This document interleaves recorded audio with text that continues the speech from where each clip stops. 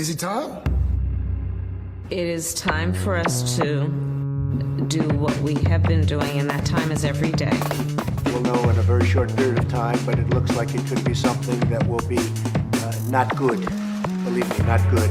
I see issue with that. And again, hey. You're not going to be able to insult your way to the presidency. That's not going to happen. I don't know who created Pokemon Go, but I'm trying to figure out how we get them to have Pokemon go to the polls. I'm Ted Cruz, and my pronoun is kiss my ass. So when you think about it, there is great significance to the passage of time in terms of what we need to do to lay these wires, what we need to do to create these jobs.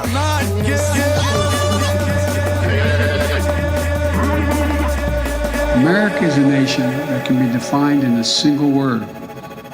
I was going to Not good. Believe me, not good.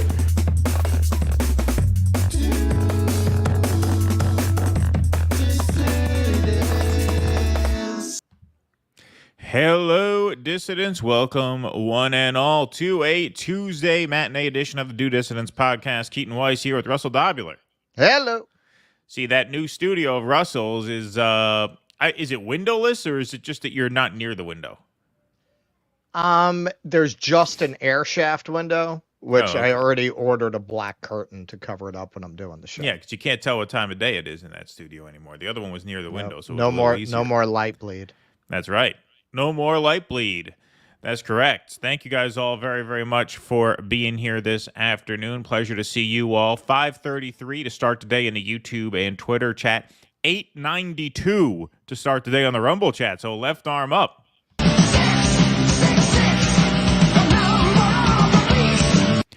We are on the Rumble homepage today. I think we're third in line on the homepage. So that brings the eyeballs. Hope we don't fuck it up.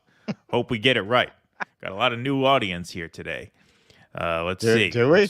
Hope we get it right for you. Well, that's what usually happens when you're on the Rumble homepage is you get people scrolling and, oh, what the hell is this? Do Dissidents. So they'll get their first look at us. I got a nice comment here. That is because I have a portrait in the other room that is aging. And, yes, exactly. Yeah. It's a trick I'm doing. We should display that on the stage at the live show. Yeah. The 123-year-old version of me. Yeah, right, exactly. The painting has... yeah, exactly. That would be fun. So, folks, we have a modified schedule this week, of course, because we are going to be in the Bronx on Thursday night with Jimmy Dore and Jose Vega doing a fundraiser for Jose. I think tickets are almost gone, if not gone already, but do your best. See if you can get a couple. There might be a couple left. VoteVega.nyc/door. I think they were almost gone last I talked to Jose. And so I don't know what the status of that is, but if you want to come see us Thursday night at 8 o'clock with Jimmy Dore and Jose Vega, click that link. And if you can get some tickets left, then go for it. But that's where we will be on Thursday. And I'll be on the road that morning, and Russ got some things to take care of in preparation for that. So there will be no stream on Thursday morning. We are going to film the Jose Vega event, and we hope to be dropping some clips from that event throughout the weekend, so there will be some content. But then Sunday is our live show in New York City. Those tickets are sold out, so there will be no stream on Sunday either, unless you become a Patreon member or a Substack member or a Paid Locals member, in which case you will be able to live stream those live shows as they happen at 2 p.m. and 7 p.m. So we got a limited schedule this weekend for good reason. Tomorrow we are on Rumble exclusively. Wednesday is sometimes Rumble Day. And boy, is there a lot to cover on Rumble. Tomorrow we're going to be getting into all the Fauci stuff. Tomorrow I want to be able to do that justice where I could do a thorough job. We've all been so busy. Yeah. All I'm going to say, I mean, I'm kind of giving it away, but I'm sure nobody who would attend that would be watching this. Okay, so there is a open mic poetry reading in New York where the people are such COVIDians that you have to wear a mask to attend, like now. So I already worked this out with Jose and Kynan, that we would we would go there and do like a whole tone poem about Fauci, yeah. about Fauci. But we've all been too busy to do it. And now I don't know if he'll still do it because it was before, we talked about it before he announced Well, now he's a his candidate. campaign. Yeah. I mean, kind of could do it, though. No, if we just go up there, because I want to do one of those poems where it's very coordinated, where, you know, one person will say a line and then you come together. Fauci! And then you say another line and come together. I really want to know, and we'll get Penner to come film it. I am very curious if they'll cut the mic and throw us out. I'm pretty sure they will. I don't think so. They're making people wear masks in I don't think they will. 2024. You don't think so? No, I think they'll let you do it. That's my bet. That's my bet. All right. What's the over/under? Well, there is no over/under. They either let you. The over/under would be on the amount of minutes you go, but before they throw you out. We should do that. We should do that. We should bet on how many minutes we get to do it. I don't think it'll be received well, but I don't think they'll throw you out. I don't think so. Yeah, we are going to be covering that stuff tomorrow on Rumble. We figure, hey, we added a fourth stream. Rumble Day is exactly for stuff like that, so why don't we do it over there?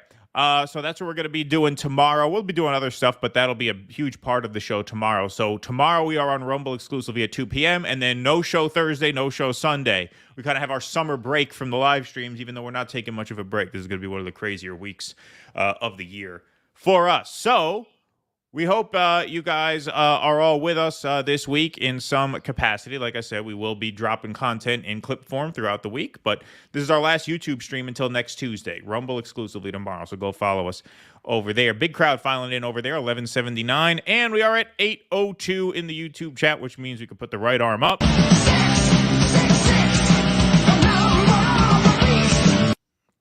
All righty. Sounds good. Why don't we get into some material today? Russell, you're up first. You got Eric Clapton name dropping Gray Zone. That's right. I think the least that Bruce Dickinson could do is name drop two dissidents. That's true. That's true. We could get a name drop. That's right. That's right. When they come to New York, man, if they don't come on the show, I'm gonna be really upset. We're gonna cut that sound drop. That's how upset I'm gonna be. That'll be it. We'll have to retire it. We'll have to retire it. All right. So what are we doing now? Trump. Okay. So one thing you have to give the Democrats is their strategic genius. I mean, they really, really have their finger on the pulse of the public mood. And they're not in any way in the role of Wile E. Coyote Trump's roadrunner with every effort to destroy his campaign. So they did what almost nothing else you could imagine might have done. They basically brought the Never Trumpers, some of them, over to Trump's side with this lawfare in New York. Trump verdict brings GOP skeptics into the fold. Even Tipsy Turtle over there, Mitch McConnell himself, came in. The guilty verdict rendered against former President Trump is bringing moderate Republicans and longtime Trump skeptics to his side in a way that Trump's campaign has failed to do for months. Longtime Trump critics, including Senate GOP leader Mitch McConnell and moderate Senator Susan Collins, among others, are rallying to Trump's defense after the verdict. And other Trump-leery Republicans, including Nikki Haley, taking a break from her missile signing tour, are expected to do so as well. Haley, who said last week she would vote for Trump over President Biden, has so far stayed quiet about Trump's conviction. But prominent Republicans, even some of his biggest critics, say the case brought by Manhattan District Attorney Alvin Bragg was fundamentally unfair.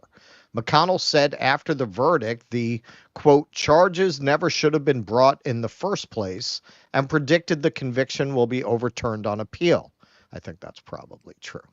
And Collins said Bragg had blurred, quote, the lines between the judicial system and the electoral system by running for the district attorney's office on a pledge to prosecute Trump.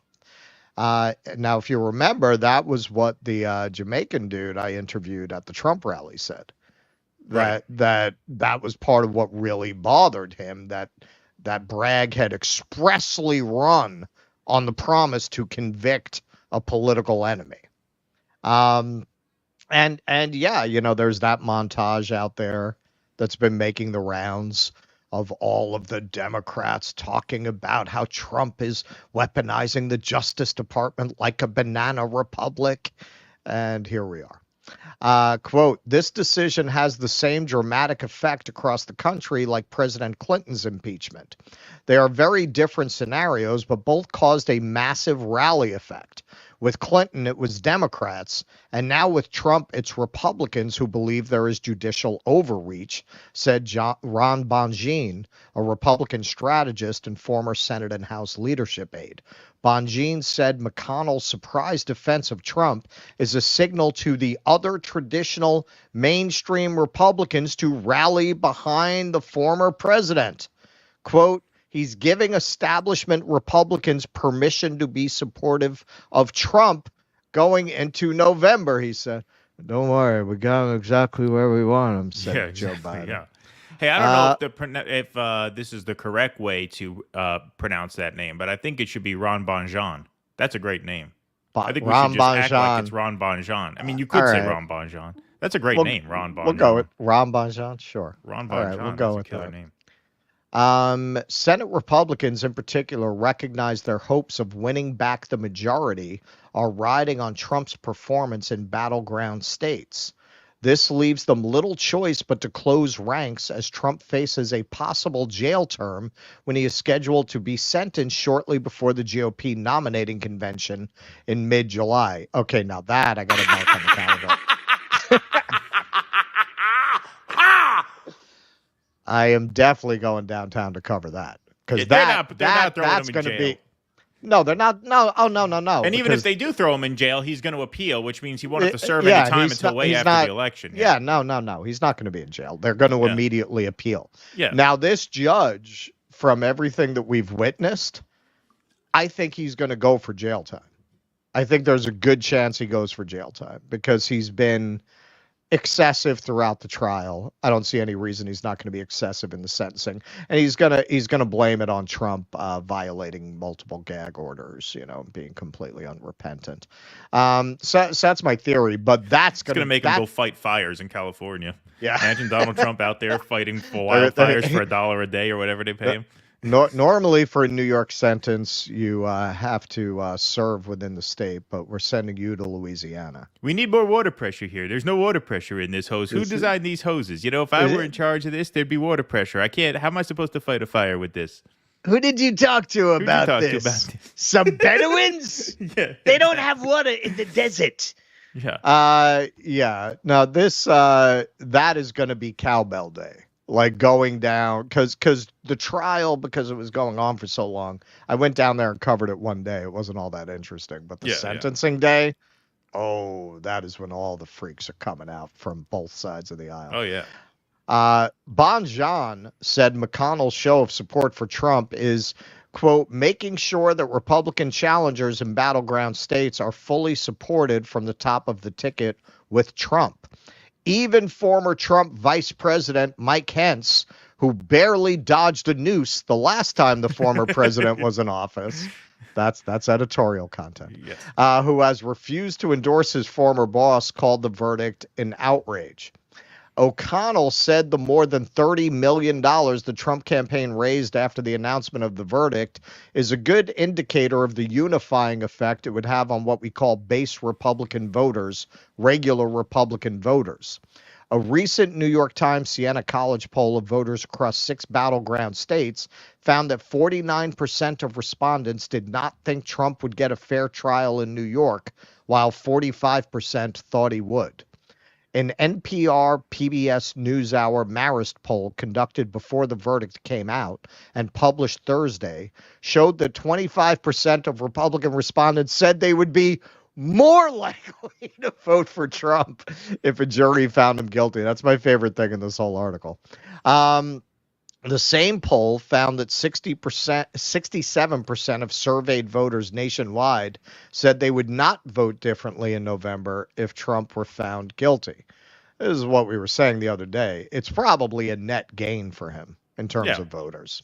Yeah. GOP senators had predicted before the verdict that a guilty finding could energize GOP voters behind Trump and put Democrats on the defensive. Quote, he might win in a landslide, Senator Rand Paul said last month about the political impact of a guilty verdict on Trump's chances in the general election. It looks so awful. Paul noted that New York's statute of limitations had expired on Trump's falsification of business records, which forced Bragg to combine them with campaign finance violations to bring his case forward. Remember, for anyone who doesn't know, this is a case the Justice Department, which really is the proper prosecuting agency for a case like that, declined to pursue on the campaign finance violations. Quote, what's happened is people realize this is wrong. It's flat out wrong, he said, citing legal scholars such as Jonathan Turley and Alan Dershowitz, who have strongly criticized Bragg's case. Did I pronounce that right? Dershowitz? I think so. I think so. Turley, a law professor at the George Washington University, predicted on social media the conviction would be reversed on appeal. And Dershowitz, a Harvard law professor emeritus, warned Friday on Fox News that Trump's conviction would begin a war of weaponization of the criminal justice system. File that under stopped clock twice a day. Senator Mitt Romney told The Hill before the verdict came out that a conviction would not likely dent Trump's support among GOP voters. Quote, I don't think it will have any impact on his support at all, in part because people have already processed that. They know about the relationship with Stormy Daniels. They know about the payment.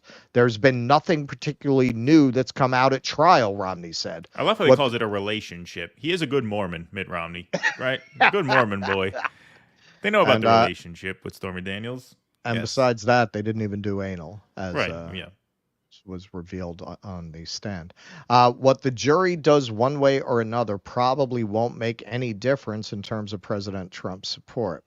Okay, so this is in keeping with everything Democrats have ever done to try to stop Donald Trump, because they're always missing one key element of the equation, and whether it's all the way at the top, the people running the party, or the just dumb people that you'll run into on social media who celebrated this verdict, they are blind to how repulsive they are to most of the public. That is the element that they're missing that doesn't allow them to properly game out how things will play, because they don't get how much people hate them. They don't get that. What I saw from, and I tweeted about this, particularly artists, they are the worst. They are the worst. Like, of all the liberal shit libs you can imagine, the worst. Older artists, as we'll see later. There's hope with the next generation, but the older ones, just horrible. Everybody's posting memes of Stormy Daniels. Thanks for taking one for the team. I know artists who met her, who posted pictures of selfies with her, and the whole way that kind of intertwines with the whole liberal class obsession with making sex work acceptable to the masses, making that in a moment of spiraling wealth inequality the really important thing they want to focus on, making things better for sex workers.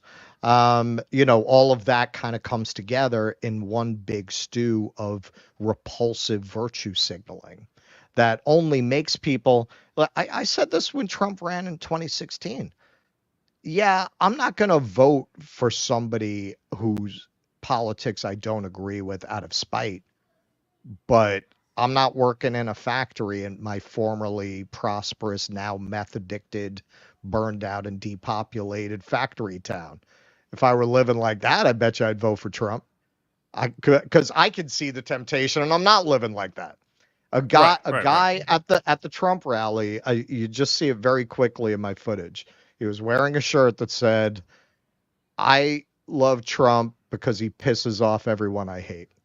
I get it. I get it. I totally get it. When I saw all of those reactions, I was like, shit, I want to send him a check. I want to send this guy a check right now. They are completely blind to the world that most people live in. They only talk to each other, especially now. Those of you, and I think most of us, in the audience and in the chat, most of us kind of came out of the Bernie thing, so we all kind of had that experience of splitting from liberal friends that we thought we had the same politics with. They used to debate you, if you notice. Now, they cut you off right away. Right away. They only want to talk to themselves. They only want to talk to each other, and that's why they think this is a good thing. They were all celebrating like this is the end of Trump. And if you had any understanding of what people really think of you, what people really think of people with your politics, you'd know this was the worst thing that could have happened if you want to get rid of Trump. Well, it did consolidate the party to an extent, as this article says. What I always think about when something like this happens is the difference between, the country as it looks online and the country as it actually looks in real life. There was a poll that said 54% of people think that this was the right verdict, which didn't surprise me because the country is just so split. It's just so split, and most of the country doesn't really like Donald Trump. Does that mean it's going to hurt him politically in November? No, I think if anything, it'll be a minor net gain. And I know some of the comments on the last clip we put out about this topic. What do you mean minor? Again, minor because if you look at Twitter, if you look at the most hyper-engaged people in the country, they're going to think what we think because they follow this stuff every minute of every day.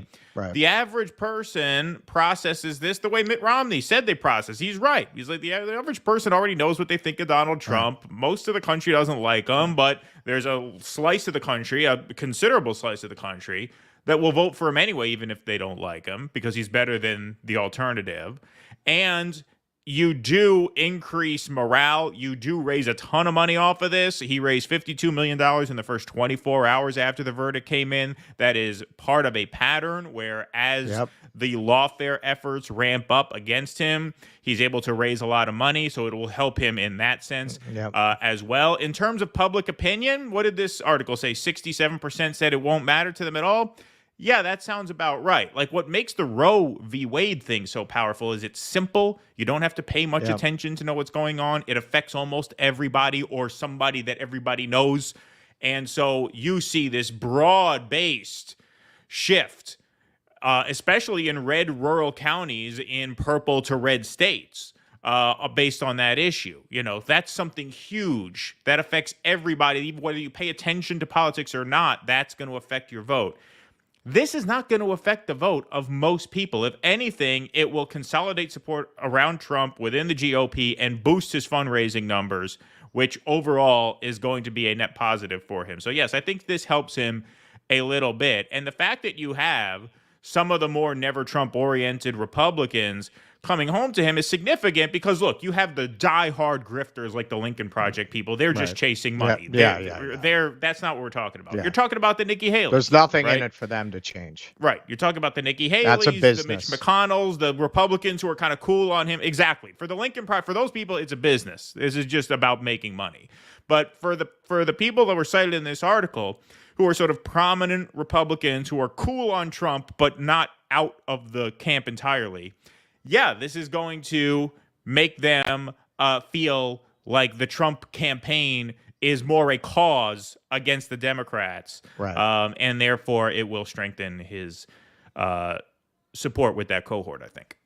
Well, and the overall argument is not wrong. This is extremely dangerous precedent to set. And of course, it is going to lead to retaliation. This is what always amazes me when Democrats cross these lines. It's like they think they're never going to be out of power. Right. Like, don't you think now they're going to prosecute Biden? I mean, he probably won't know it's happening by then. Right. But you don't think this is going to lead to going after other members of his family beyond Hunter? And I'm not saying unjustly. They're guilty of shit. I think Trump's guilty of shit. This was just one of those gentlemen's agreements that you don't tell anyone you were in Washington, and I won't tell you don't tell anyone I was in Washington. Right. And they broke the agreement, and now all hell's going to break loose in prosecuting former presidents. And I would say, if I had to guess, I would say it won't just stop at Biden. It will go towards congressional Democrats, sitting Democrats, Democratic senators, Democratic House members, the Clintons. Yeah. Yep. Maybe they'll try to lock her up after all. Yeah, exactly. Yeah, exactly. The first time I hit you off with a warning. Yeah. And who's not going to enjoy that? Right. Yeah. Of course. I am sure I am not alone in cheering myself up in dark moments with compilations of Hillary voters crying in 2016. Oh, exactly. Yeah, no, that'll be something. That will be something. Pat Donahue, thanks for the $5 over on Rumble. R.E. Danes compared to Muslims on 10-7. Look at North of Ireland, Brit loyalist paramilitaries, would attack Catholics and murder them because of their faith. No difference, but they were white doing it. Thank you, Patrick Donahue. And you hit us up over... This is something a lot of people have pointed out about this. I mean, white people have brutally invaded, colonized, and murdered people all over the world. Yeah, exactly, yeah. How on earth do you come from a Western white European perspective and accuse another culture of being uniquely murderous? Right, and violent. Yeah, exactly. Pat Donahue also hit us up with €5 on YouTube. Equal opportunity today. Thank you. Good luck on the live shows, lads. All the best with them. Thank you very much. Thank you, man. Appreciate that. Let's not label Miss Presidente as Frida Kahlo 2.0 quite yet. Yeah, we're getting to that. Don't worry about it. Thank you. I knew some people were going to take a little bit of issue with the thumbnail headline. But, we're working with limited characters, folks. We're working with limited characters, okay? Sometimes you got to be a little broad, all right? Let's see here. Nocturnal Human. I didn't get to watch the last show. As someone who supports Jill, the Green Party was never my priority, and they are only as relevant as far as ballot access goes. After Jill, fuck them. Fair enough. Fair enough. I think the fact that they could not make the ballot, again, we did not do that segment to gloat or beat up on them. I was going to vote for Jill Stein if she was on the ballot. We just did that to make the point that, look, you've been around for all this time. New York is one of the places where you boast about where you've had the most success, and you can't get 45,000 signatures in a big state like New York. That says something about the organization. There's no getting around that. Well, and especially because we do a show, we have a particular responsibility to well consider what we advocate. Right, so exactly. You're not just talking about, as Keaton just pointed out, in terms of his personal choice. If he had the opportunity, he would have voted for Stein. But that doesn't mean he's going to encourage people to get involved with the campaign. I can't tell tens of thousands of people to get involved, and then on my recommendation, people fly into New York from halfway across the country for an effort that's not well organized, that's not well put together. I told you, my father got signatures for Jill Stein. He didn't know what to do with them. He was gone. Right. I don't know if we went out and got him, but he was going to go get him. There was no communication whatsoever, total chaos. Whereas Jose puts a video seminar together, makes sure everybody's trained and prepped, and all the paperwork is in order, and he went out and did it. And it's the first time he's doing this. Exactly. The first time he's doing this. Right. They're doing this shit for decades. They've been doing this for longer than Jose's been alive. How to do a signature drive. Exactly. And you can't get that together? Come on, man. Come on. Yeah.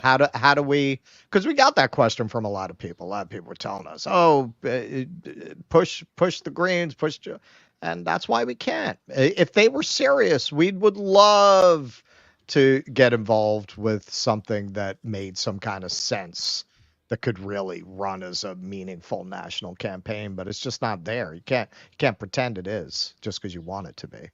Exactly. Because 67, thanks for the $20. That's generous of you. Keaton, when are you having your sister Barry on the show? LOL. Yes, she is. No relation. Thank you. That would be an interesting forum. That would be something. We would get some ratings on that one. Hey, keep up the good work, gentlemen. Thank you. Appreciate that. Thank you. All right, folks. We're going to move right along here. This was news that broke just before the show went live. There was reporting that this was going to happen last night, but today it did happen. Biden signs executive order shutting down southern border. He has faced political pressure as migrants have continued to arrive at the U.S.-Mexico border. So, facing mounting political pressure over the migrant influx at the U.S. southern border, President Joe Biden on Tuesday signed an executive order that will temporarily shut down asylum requests once the average number of daily encounters tops 2,500 between official ports of entry, according to a senior administration official. So it's not exactly shutting down the border. That was the headline. This was the only major publication that went to print with this in enough time for me to get this article together for the show today. So there's the sort of qualification there. The shutdown would go into effect immediately since that threshold has already been met, a senior administration official said. The border would reopen only once that number falls to 1,500. The president's order would come under the Immigration and Nationality Act sections 212F and 215A, suspending entry of non-citizens who cross the southern border into the United States unlawfully. Senior administration officials said Tuesday in a call with reporters that individuals who cross the southern border unlawfully or without authorization will generally be ineligible for asylum absent exceptionally compelling circumstances unless they are accepted by the proclamation. The officials said that migrants who don't meet the requirement of having a, quote, credible fear when they apply for asylum will be immediately removable, and they, quote, anticipate that we will be removing those individuals in a matter of days, if not hours. The White House conveyed details of the long-awaited move to lawmakers on Monday, but confirmed details of the executive order Tuesday morning ahead of planned remarks by the president in the East Room of the White House, alongside mayors from several border towns. For all we know, that's happening right now. It's definitely a step in the right direction, said Texas Representative Eddie Morales Jr., whose district includes Eagle Pass, Texas, one of a number of steps that are necessary for us to be able to secure the border. In 2018, the Trump administration tried to enact similar border restrictions, but courts blocked them. The Biden administration now expects to defend the executive order against legal challenges. The executive order will also have some exceptions, including for unaccompanied children. Republican lawmakers are slamming the move as too little, too late. Biden created a crisis at the border intentionally, said Senator Kevin Cramer, Republican from North Dakota.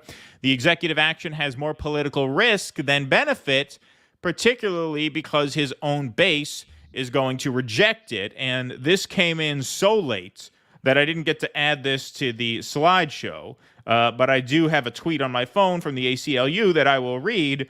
Breaking, the Biden administration just announced an executive order that will severely restrict people's legal right to seek asylum, putting tens of thousands of lives at risk. This action takes the same approach as the Trump administration's asylum ban. We will be challenging this order in court. So even the very partisan ACLU is going to basically sue Biden over this. So yes, this is going to be unpopular with the base.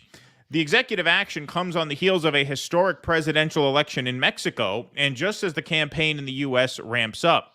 Trump has a 30-point edge with registered voters on the question of which candidate would handle immigration and border security better, including a 23-point edge among Latino voters, according to a late March CNBC national poll. We have some more current polling on that we'll show you in just a moment. Many immigrant advocates are furious at the president's harsher immigration policies and argue the changes will cause chaos. It is a betrayal of what we were told in this campaign 4 years ago, said Lindsay Tazalowski, the executive director for the California-based Immigrant Defenders Law Center. We were told that President Biden would be restoring humanity at our border, but what we are seeing is that history is repeating itself. So I want to go here to Mike Johnson. Here he is giving the Republican response to this. 126 days ago today that Joe Biden said, quote, "I've done all I can do." He was asked about why he wouldn't use his extensive executive authority to address the border catastrophe that he himself created. And 126 days ago, he looked into the cameras and said, I'm out of options. I've done all I can do. He tried to convince us all for all this time that there was no way he could possibly fix the mess.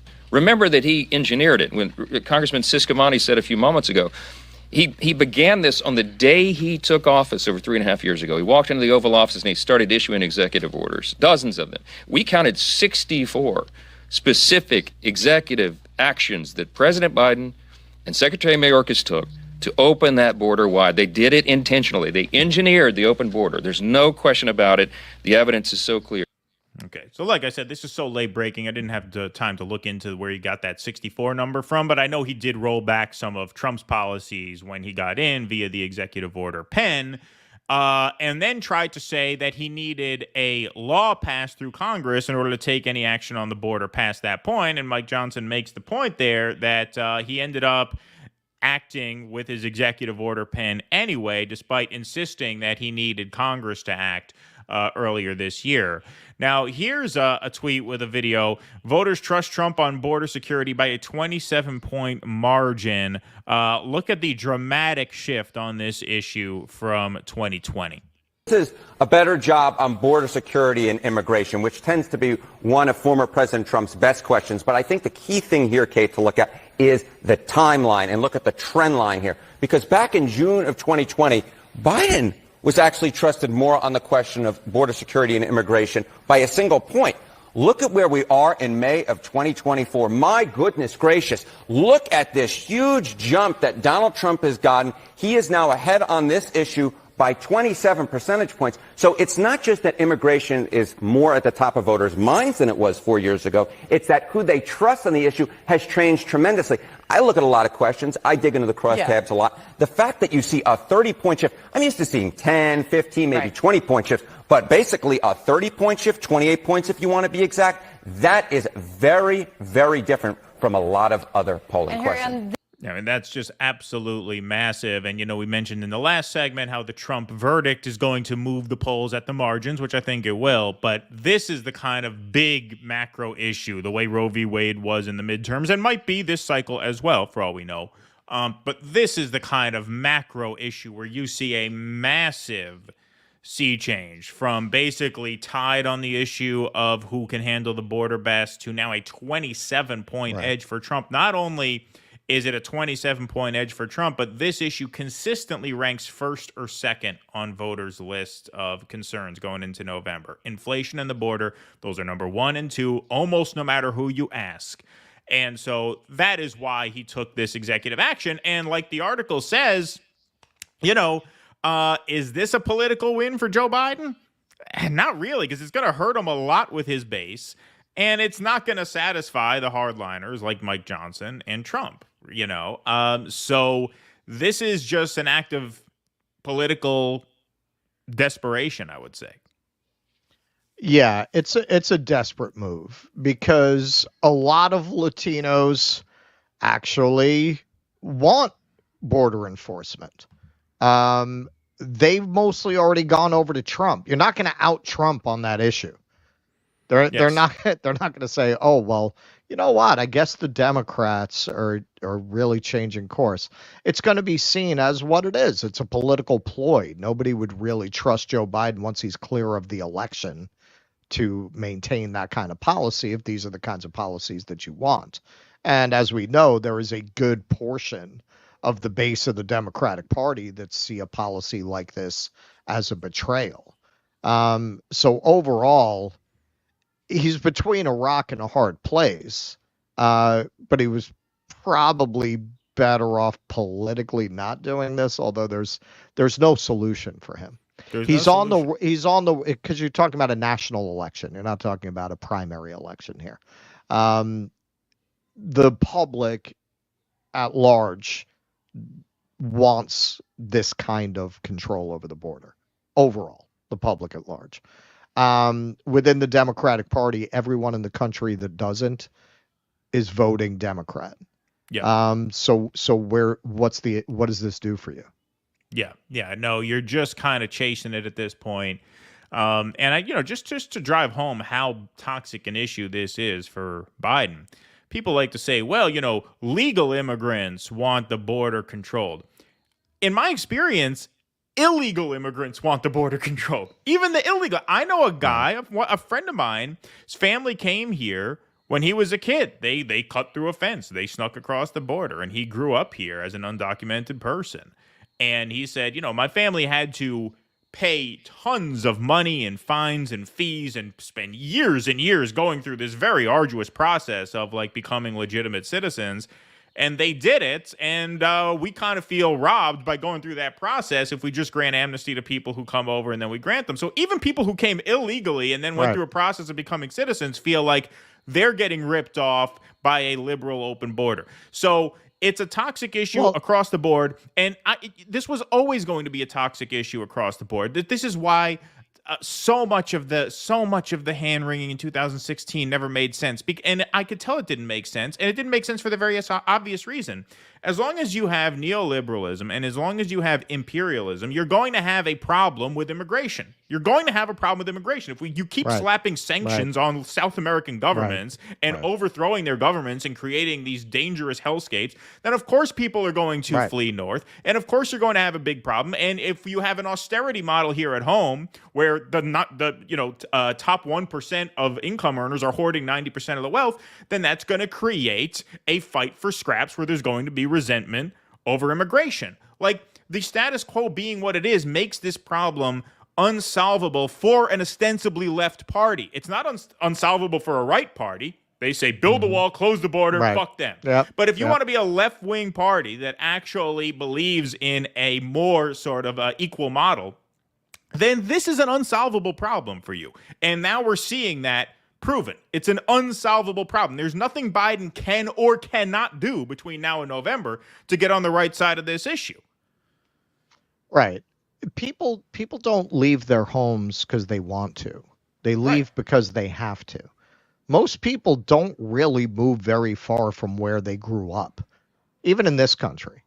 So for people to go to another country illegally with their family, where they have to work in an underground economy, how desperate do you have to be? You have to walk through jungles of cartel-dominated strips of land that are basically ungoverned and ungovernable. I mean, it's extraordinarily dangerous on top of all that. So, yeah, go ahead. Sorry.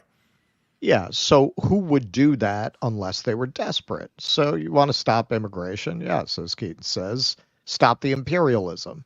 Stop destroying their countries. Stop destroying their economies, and they'll stop coming here.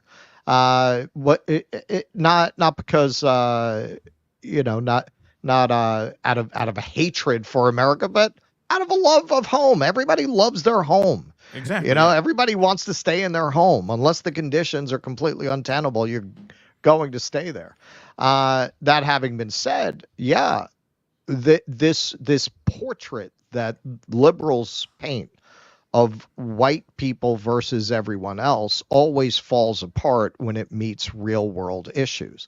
Who is most affected by unrestrained illegal immigration? People at the bottom of the economic ladder whose jobs are going to be taken by those immigrants, or the wages in those fields will be suppressed by the entry into those fields of people who will work for much less, jobs like construction, right, that are vulnerable to that. Now you go to a Home Depot parking lot, you got a bunch of guys hanging around waiting for day labor that would have gone to a contractor at one time. Those contractors are not all white guys. Right. A lot of them are Latino, a lot of them are black. When you look at polling, the people who are most against even legal immigration are black men. That makes sense. They are the most economically disenfranchised. So this is another place where Democrats have painted themselves into a no-win situation. It's not as simple as white people versus brown people. It's poor people afraid of their livelihoods and their ability to hang on by their fingernails. Right. Exactly.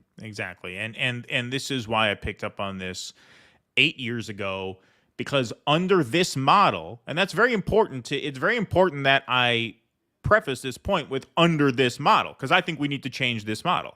But under this model, the Trump immigration policy is really the only one that makes sense. Now, if you want to change that, I do want to change that. But you can't change that without changing the model. You need to stop fucking with countries south of the border. And you need something like universal health care here so people don't feel they're getting as ripped off by the immigrant who comes in and gets benefits. Like, unless you fix those two things, the only policy that really makes any coherent sense as of now is Trump's. And I'm not saying that because I support Trump's policy. I'm saying that you can't change that policy unless you change those two overarching dynamics. And Hillary Clinton was not willing to do that. Therefore, her policy made no sense. Joe Biden's not willing to do that. Therefore, his policy makes no sense. Bernie's policy made sense back when before he ran for president. And then he opened it up. And, so it's, that's a situation where you really have to change the big thing before you can really take a stance on this issue. And you're seeing that right now. You're seeing there's no good option here. It's lose-lose. All right, let's go to Salamander Fry. You know what? You guys are all right. Well, thank you, Salamander Fry. We're going to use that on our publicity. Yeah, it's a great rave review. You know what? You're all right. Thank you, Salamander Fry. Appreciate that. Random question. How'd you two meet and start podcasting together? We met as mutual friends we were mutual friends with a very sort of Clintonian, middle-of-the-road Democrat who's a very nice guy. He was my colleague for a while, and I guess Russell did a show with him. But he would post a lot of cringe shit in 2016 in the primary, and Russell and I would just pile on him. We didn't even know who each other were, but we would end up liking each other's stuff and seconding each other's points, and then finally we friended up on Facebook. And then when I started a blog, I invited Russell to start submitting pieces to the blogs based on his shit posts because I thought they were pretty well written for shit posts. And that's how it happened. Yep. That's our origin story. That's the prequel. Yes, that's our origin story. Exactly. My bowling name is Guy Thorpe Della Volpe. Guy Thorpe Della Volpe. I like that. My new bowling name. There you go. I like that. Guy Thorpe Della Volpe. Build a better world with BRICS. I think Turkey is joining BRICS, right? Yeah. Cool, right? Apparently, they're making noises that they want to join BRICS. Wow. Mike, thanks for the $20. That's kind of you. What happened to Kamala being in charge of the border? Yeah, was she given that responsibility? She was. She was given that portfolio. That's why. That's where we had that sound clip from. Right. That we took out because sometimes we have interviewees that might take exception to having the clip of Kamala say, that's right. Do not come. Yeah. Do not come. And then we had Trump going, oh, I'm going to come. I'm going to come. Yeah. Like, you were right, but that was funny, man. It was funny. I kept it it wasn't me. It was my brother who convinced me to switch it.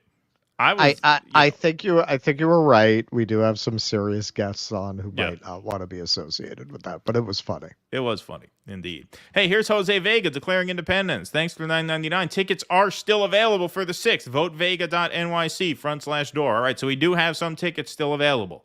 Good to know. So VoteVega.nyc/door if you want them. Not many left. They're going fast. But go get those over there. Kuznetsky was saying, exceptional insight, DD. Thank you, Kuznetsky. Appreciate that very much. All right, let's go to segment number 3, another south of the border story. So some big news here. Where with her? Mexico elects leftist Claudia Sheinbaum as first female president in its history. Now, if you thought that Mexico would elect a first woman president before the United States, you would have won some money. If you thought the name of the first Mexican woman president would be Claudia Sheinbaum, you'd have won a whole lot of money. You'd have gotten pretty good odds.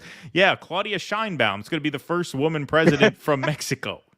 You know, the one thing I did not research, is she Jewish? Well, she's from Jewish. I don't think she's a practicing Jew, but yes, she's of Jewish ethnicity with a name like that. I don't think any Gentiles change their name to Sheinbaum. Only in Hollywood. Yeah, or did she marry into it? I don't know. Claudia Sheinbaum, it says in here, I forget. That's like Saul Goodman. Yeah, right. Yeah, exactly. Claudia Sheinbaum, a U.S.-educated scientist turned politician, was elected Sunday as Mexico's first female president, shattering gender barriers in a country known for a culture of machismo and high rates of violence against women. In 200 years of the Mexican Republic, I have become the first woman president, she told supporters in her acceptance speech, describing her victory as a win for all women. I did not arrive alone. She said, we all arrived. Here's a piece of her acceptance speech. I don't know. Somebody says she's Jewish. Yeah. Yeah? That it makes sense. Makes sense to me. Makes sense. No, but does that mean she's a practicing Jew, or just that she's from Jewish? I mean, she could be like one of us, you know. Yeah, one of those. Yeah. Probably, yeah. Todo es el reconocimiento del pueblo de México a nuestro proyecto de nación. Agradezco también porque por primera vez en 200 años de la República me convertiré en la primera mujer presidenta de México. Y como lo he dicho en otras ocasiones, no llego sola, llegamos todas, con nuestras heroínas que nos dieron patria, con nuestras ancestras, nuestras madres, nuestras hijas y nuestras nietas. So we'll go back to the article here.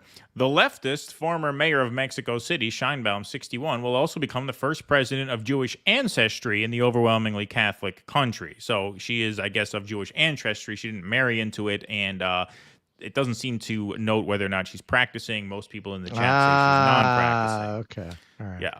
Somebody here says she's a Zionist. I was curious about that.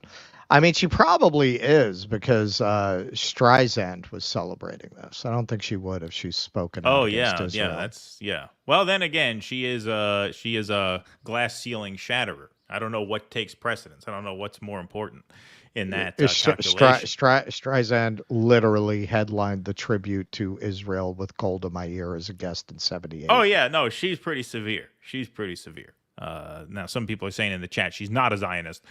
She will lead a prosperous but polarized nation that in recent years has been plagued by widespread gang violence. She will be closely watched to see how she navigates the long shadow of her mentor, outgoing President Andres Manuel Lopez Obrador, AMLO for short, obviously. Scheinbaum was elected in landslide fashion, according to preliminary vote counts, which showed her winning with 58% of the vote compared with 30% for her closest rival, Xochitl Galvez Ruiz. That's how I say that name. Is that right? How do you say it? Zockitl? I mean, Zockitl? I mean, going by how you would say, like, Quetzalcoatl or Tenich. Yeah, but Quetzalcoatl is Q, and then I don't know. I don't think that she pronounces it Xochitl. That would be a very difficult name to run for office under. This is Xochitl Ruiz. Yeah. This is what happens when you have no formal journalism training. Xochitl Galvez Ruiz. There we go. Although Lopez Obrador was not on the ballot, many viewed the election as a referendum on his term. In Mexico, you get 1 6-year term, I believe it is. So that's why. And that's it. You can't run again. Yeah, on him. Wow, interesting. Yeah. Many Scheinbaum supporters say they believe she would advance Lopez Obrador's trademark anti-poverty policies, particularly his government's welfare payments to students and elderly people. She is going to continue with all the help that the president has given us, said Rosa Maria Velasco, 52-year-old teacher. She will continue to support the poorest. Galvez supporters, on the other hand, largely said they backed her because she promised to change the course set by Lopez Obrador, AMLO. I'm very angry at this government, says Juliana Jujnovsky, 45, a professor of biology. She said she didn't oppose Lopez Obrador's ideology so much as his style of governing. He doesn't want any opposition, says Jujnovsky, who described the president's efforts to reform the Supreme Court, slash the number of seats in Mexico's legislature, and overhaul the country's elections institute as part of a deterioration of Mexico's democracy. Democracy depends on counterweights and listening to the other side, she said. Scheinbaum, for her part, has dismissed such questions as misogynist. There you go. She knows where to go. Her victory was groundbreaking development in a country where women were barred from voting. until 1954. Her success is in some way a culmination of years of efforts by Mexican authorities to impose gender equality in a nation where politics was traditionally a male affair. A 2019 constitutional reform set quotas requiring gender parity in all elected posts at the federal, state, and municipal levels. Today, more than half of the members of Mexico's Congress are women, the fourth highest rate in the world. 8 of the nation's 31 governors are female, and a woman heads the Supreme Court. Sunday's election was Mexico's largest ever, with voters also choosing a new Congress, 8 state governors, the Mexico City mayor, and some 20,000 local office holders nationwide. Preliminary results showed that Morena performed well in the congressional elections and would, as part of a coalition with 2 allied parties, likely have a supermajority that would allow it to easily pass legislation.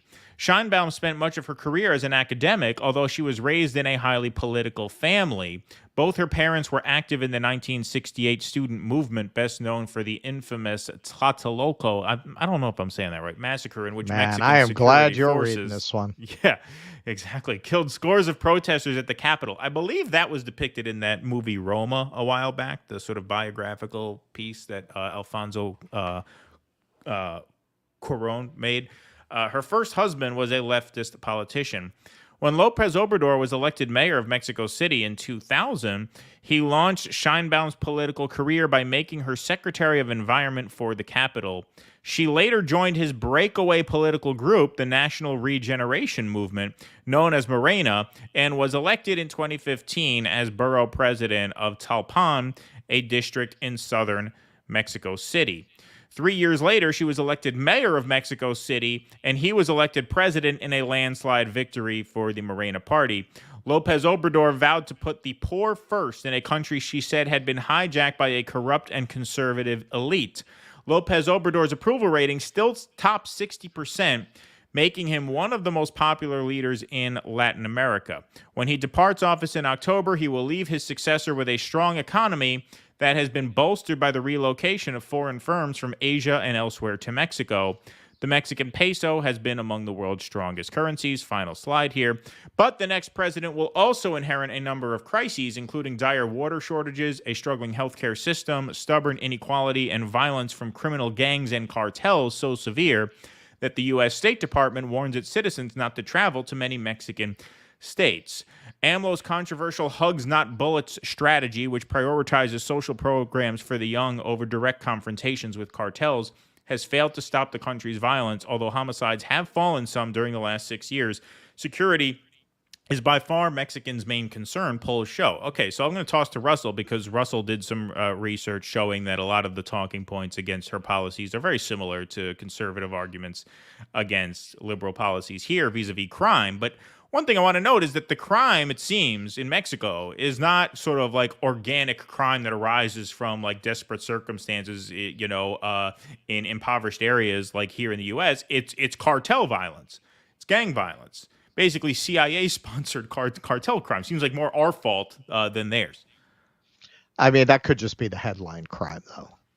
Could be. I mean, you may have the other crime just doesn't even get any play because... Perhaps, but all the reporting puts the emphasis there. They say that really the violence that's plaguing Mexico is cartel violence, which a lot of that doesn't even come from Mexico. A lot of that comes from countries south of Mexico as on the journey north. That come up there, yeah. Yeah. All right, so the opposition party, PRIAN, forgive me if I'm mispronouncing it, they ran a campaign against her that is very familiar to any American and probably anyone in the West. They do this with the Tories versus, I mean, I don't know that they even need to run this kind of campaign against labor except under Jeremy Corbyn. But all of the bugaboos that they're going to turn the country into Venezuela, which has particular residents in Mexico, but Trump used it here, right? They're going to turn the country into Venezuela. They're going to eliminate private property. The crime is going to spiral out of control, even though it didn't, according to this article, during Obrador's term. They still tried to invoke all of those right-wing tropes. Now, what's interesting to me is that, Caitlin Johnston will often say Americans are the most propagandized population on earth because and I think she's right for a lot of reasons. But one example is she won overwhelmingly in the face of those attacks. Yes. And Americans, they go, oh, if we elect a socialist, they're going to take my lawnmower. It's they are so susceptible to these arguments. And what's particularly insane in America is these kinds of appeals seem to particularly draw in people who really don't have shit to be confiscated. Really don't have right, anything. Exactly. Yeah. And they're you got the fucking fry cook over there who's worried about the socialists coming for his hamburger patties. It's and yeah, man. I mean, the Mexican people overwhelmingly rejected those arguments. Now, the other thing that is also kind of interesting is what Obrador did, because it's a mixed picture. He tripled the minimum wage. Millions were lifted out of poverty, but dire poverty actually tripled from 6% to 19% under him. Now, it seems that that's because he stopped a program that was means tested and targeted towards the poor, Progressa. He got rid of that. And he turned the pension program into a non-means tested program. It had been means tested, which a lot of people say we should do here. Why do you send Social Security to rich people who don't need it? That was what they had, and he got rid of that standard. But they also, I believe, quadrupled the pension amount. Now, some people argue that it's better to make programs universal because then you don't get political opposition to it. Then everybody buys in, and maybe that is part of his logic. But it seems like some of that money got taken away from the poorest people who no longer have Progressa. Now, on the bright side, they did, it's mentioned in that article, giving payments to students. That's part of a program where if they were not employed and if they were not in school, or to young people, they got paid apprenticeships. The government would subsidize paying for them to have an apprenticeship, so they're not just drawn into crime and drugs and what have you. And they also had a program to pay farmers to plant. So, hey, look, overall, and according to the article I read about this, even among the poorer populations that arguably have been negatively impacted by the reorientation of social welfare programs, Obrador was very popular. They were very supportive of what he's doing, and that might be because those populations have old people and young people in need of a job too. So in the end, you have people in those populations benefiting. But it sounds like almost like they had welfare and got rid of welfare and did much more precise kind of social programs where they greatly increased the amount of money that they were spending, but there's a certain population that doesn't fit those categories that fell through the cracks in the process. Right. So, I mean, that's an interesting breakdown. But the thing that, I think just needs to be emphasized is she won 58-30. It was 2-1. Right, I mean, that is an absolute rout, rout. And so, that's basically giving AMLO a new term, and we will see, how all that shakes out. But it is definitely not a rejection of the incumbent party. That is definitely a doubling down on the incumbent party. Yes, yeah, no doubt about it. Harmony, thanks so much, Keaton and Russell. You guys are the best. Thank you. A lot of compliments today. You guys are in a very nice mood today. John Locke, thanks for the $20 super sticker. Appreciate it. That's what the mob does right before they whack you. They invite you to get made. Yeah, right, exactly. Butter you up, make you feel safe. Sparky, thanks for the $10. Russell spoke about when he went to England seemingly unprepared, but things fell into place for him. I traveled with the same philosophy, and as a result, my life was like a movie, and I was the star. There you go. Good for Very you. cool, man. Today's an uncharacteristically positive and upbeat show. What the hell's going on here? Yeah, it is. It is kind of a positive We're show. losing. We're losing our brand here. Yeah, exactly. It's a very off-brand show today. Although fail to plan to fail applies to travel, people often way overdo it and never know what they missed out on. Thank you, Sparky. Virtuoso, yet another lady that got the gig before Hillary. Yes, that's right. That's right. Sparky, can the new Mexican president be both a Zionist puppet and a cartel puppet? I'm scanning an article from the Times of Israel right now, because if anybody would know, it would be them. It would be them. That's right. China shill, all hell breaking loose is a good thing. We should convict more presidents and representatives. Thank you, China shill. Sochi, that's the pronunciation. Okay, Shochi. There we go. Yes, Peopled Infinite. When Harry met Harrier, the dude dissident story.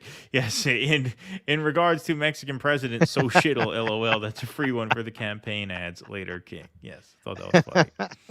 Thought that was funny. Shocheatle, the L is not accentuated. Okay, thank you, J.A. Appreciate that very much. All right, we are going to take a quick game break here for a word from our sponsors, and by sponsors we of course mean our supporters. So you can go to patreon.com/do dissidents and join this show for as little as $5 a month. This is your last chance, YouTube viewers. This is your last chance to do this before the live show on Sunday. We will not be back here to remind you between now and then. We are on Rumble exclusively tomorrow at 2 p.m., so make sure you guys all follow our Rumble channel.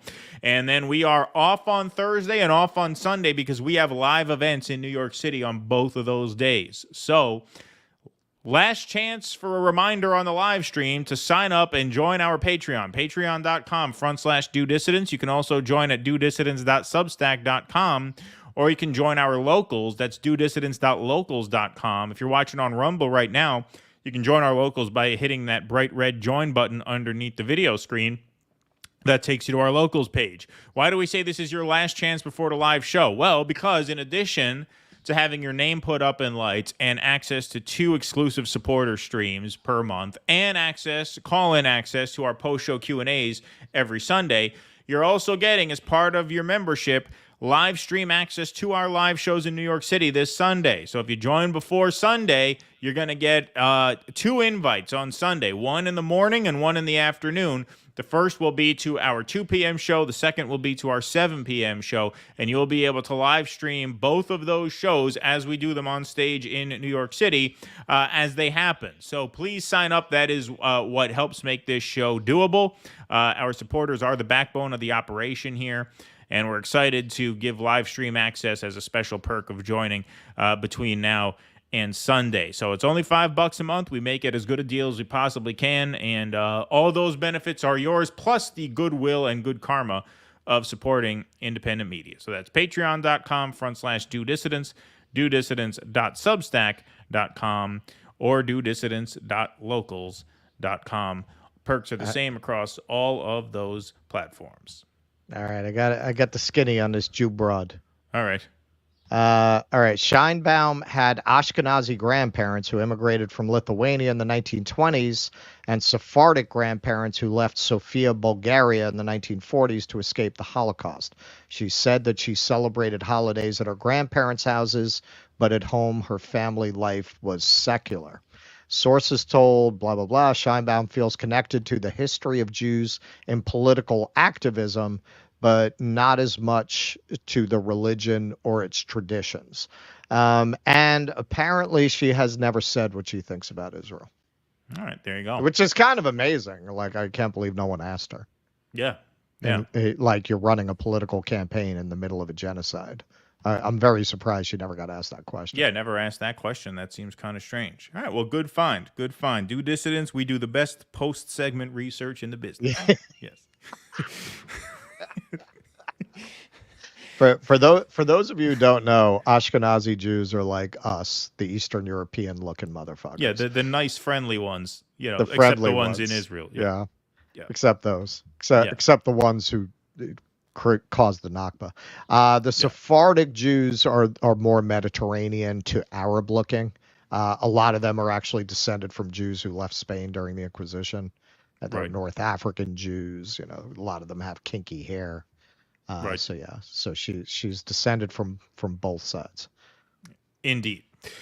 All right, folks, moving right along. Macklemore did a concert in Germany. Here's a tweet from the Quds News Network. There will never be reparations for the atrocities of the Holocaust. The only way to atone for our past is to stand up today against apartheid, occupation, and genocide. Free Palestine.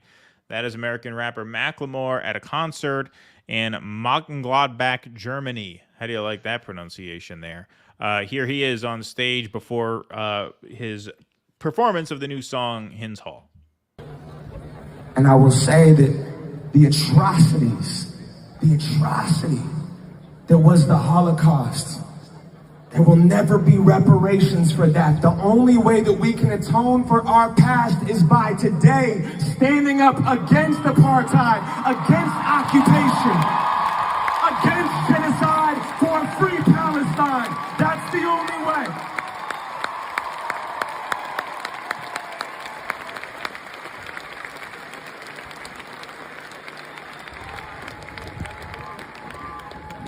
And I know, because I want the same thing for everybody, right? I want the same thing for everybody. I want everyone to feel safe. I want everyone to feel loved. I want everyone to feel like they can wake up and have a shot at the day, to have breath in their lungs and to not be scared.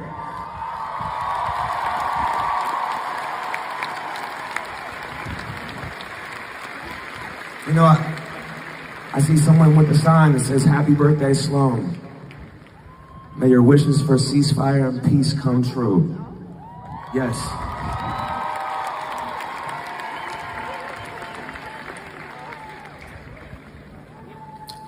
And I just want to urge everybody. And I know the United States government is fucked up. And what Germany is doing right now is fucked up. But we are not represented by these governments. We are represented by the heart inside of our chest. Let that lead, not our officials. This compass that is right here inside of us, let that be the leader. This song is called Hins Hall. And then it launches into the song. So, copyrighted material? Yeah, I guess so. It cuts off right there anyway, because that was not a blue check to count. That was they ran up against a 2-minute and 20-second deadline there. Right. But yeah, great speech there. Great to bring that message to Germany of all places, and what a difference between, you know, an artist like that and a lot of artists. You know, Russell posted a tweet to our main page lamenting the fact that all these artists friends or acquaintances or former colleagues, peers of yours, what have you, who have been mum on this issue because they're afraid it might cost them something to open their mouths about it, erupted in euphoria and celebration at Trump being found guilty for paying off a porn star and mismarking that in their campaign books. They have a lot to say about that, very little to say about this. Here's an artist taking this message to Germany, of all places, calling out not only the American government, but the German government, which has much more draconian laws on the books in terms of what you can and can't say about issues like this. Yeah, these people who virtue signaled about Trump getting convicted over a porn star, who have absolutely nothing to say about Israel, these people are fucking pigs, man. I'm sorry. Especially you consider yourself an artist, and in a moment of horrific humanitarian crisis, in a moment of slaughter, in a moment of genocide, you won't speak up about this. And these are the same motherfuckers that couldn't tell you enough about how much they think toddlers should be at drag shows. They couldn't tell you enough about that. Or about how now, anti-racist they are. Now you have about white people killing brown people. The anti-racism. Oh my God, they couldn't. Oh, the Ketanji Brown Jackson, her trial. They were all over her Senate hearings and confirmation hearings. They can't tell you enough how anti-racist they are. Oh, and now it's Pride Month. I tweeted something about that too. I said, nothing says pride like families being burned alive in their tents with U.S. weapons. Right. Hopefully that is not going to get in the way of the virtue signaling opportunity, because that would be the real tragedy here. And they're all there showing their, I made a pride salad, my first pride salad. Like, what's the purpose of that other than to tell people you're connecting yourself to this thing that makes you sophisticated? If you had politics,